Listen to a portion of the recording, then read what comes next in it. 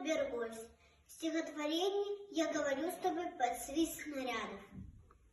Я говорю с тобой под свист снарядов, угрюмым залпом озарена. Я говорю с тобой из Ленинграда, страна моя, печальная страна. Кронштадтский злой неукротимый ветер мое лицо закинутое бьет. В бомбоубежищах уснули дети, ночная стража встала у ворот.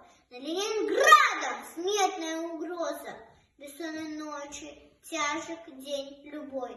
Но мы забыли, что такое слезы, что называлось страхом и мольбой. Я говорю, нас граждан Ленинграда не поколеблет грохот канонад. И если завтра будут баррикады, мы не покинем наших баррикад.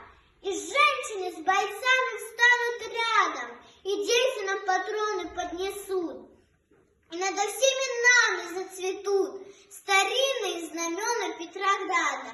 Руками сжав обугленное сердце, такое обещание даю. Я горожанка, мать красноармейца, погибшего подстреленным в бою. Мы будем драться с беззаветной